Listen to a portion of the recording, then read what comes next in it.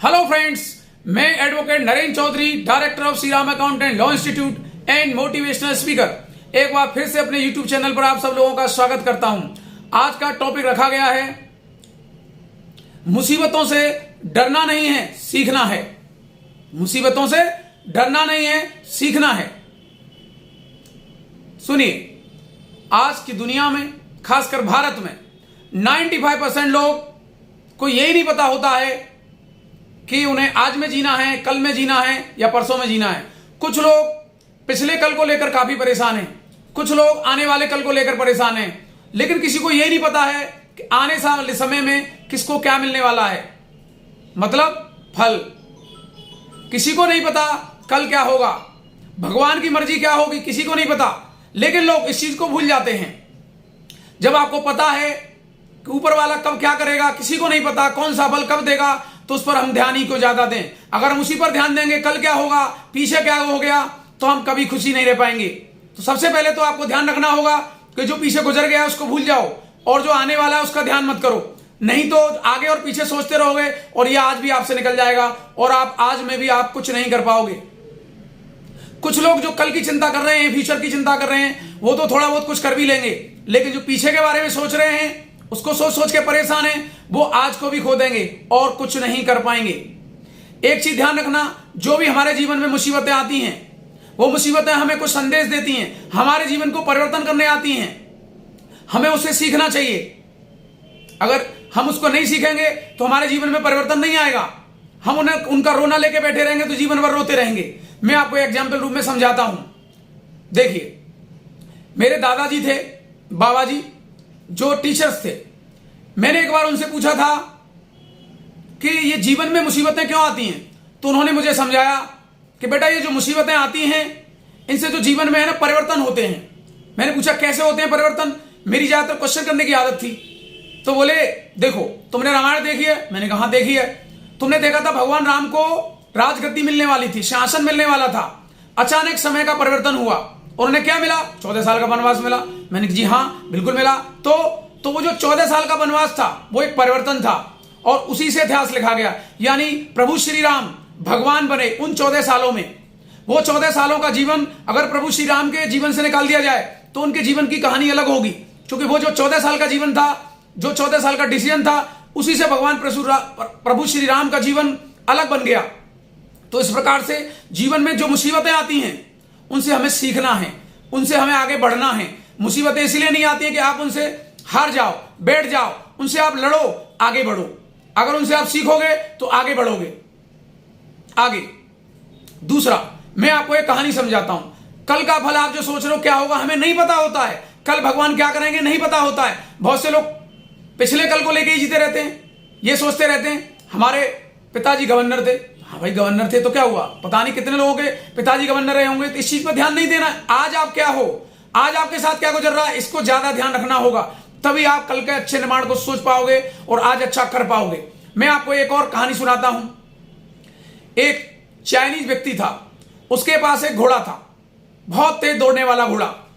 सब लोग उसके घोड़े को देखकर बड़ी तारीफ किया करते थे। एक बार राजा को पता चला कि एक बहुत अच्छा घोड़ा है किसी व्यक्ति के पास। उसने उसे बुलाया, उसने कहा आप अपना मुझे घोड़ा दे दो। उसने कहा नहीं सर, मैं आपको घोड़ा नहीं दे सकता। क्यों नहीं? ये मुझे बहुत अच्छा लगता है, इसलिए मैं बेचना नहीं चाहता। चलो कोई बात नहीं है। तो वो वापस आ गया। कुछ दिनों बाद क्या हुआ, वो घोड़ा अचानक गायब हो गया, यानी वो चला गया। तो उसके गांव वाले लोग आए और उससे बोले, भाई तूने तो बहुत बड़ी गलती कर दी, अगर इस घोड़े को बेच देता तो तुझे बहुत सारा धन मिल जाता। उसने कहा कोई बात नहीं भाई, घोड़ा मेरा था, चला गया, पता नहीं प्रभु की यही इच्छा थी, मुझे कोई दिक्कत नहीं है, आप लोग टेंशन ना लें। कुछ दिनों बाद क्या हुआ, वो घोड़ा वापस आ गया। खुद तो आया ही, 20 घोड़े साथ में और ले आया। अब गांव वाले लोग आए, अरे यार तू तो बहुत चालाक था, तो ये पहले से ही पता था, तूने घोड़े को क्यों यहां से भगाया था? बोला नहीं भाई ऐसी कोई बात नहीं है, ये चला गया था, अपनी मर्जी से आ गया है, आप लोग टेंशन मत लो, कोई बात नहीं है।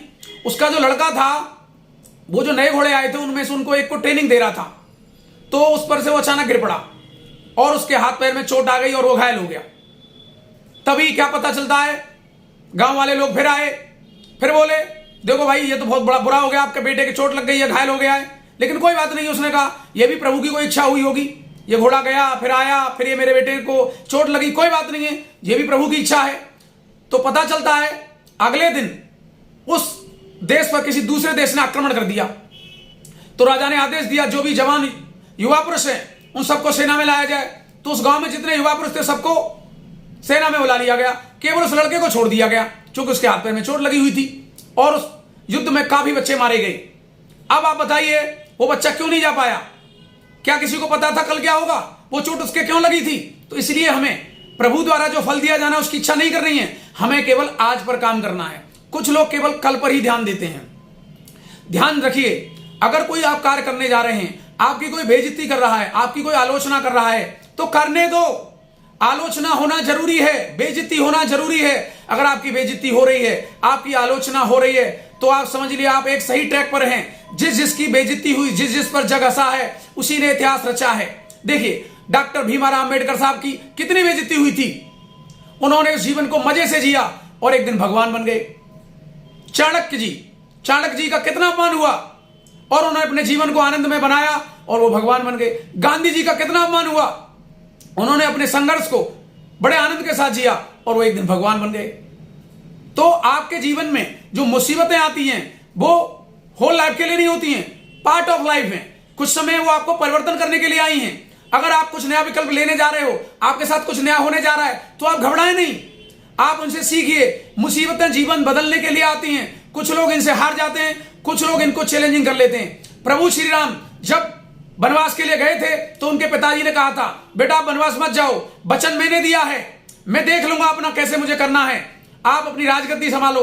प्रभु श्री राम ने क्या कहा था? नहीं, मैं वनवास ही जाऊंगा, क्योंकि उन्हें पता चल गया था कि मेरा जीवन मुझे किधर ले जा रहा है। उन्होंने ना आगे का देखा ना पीछे का, और अपने आज को देखते हुए उन्होंने अपना डिसीजन कर दिया।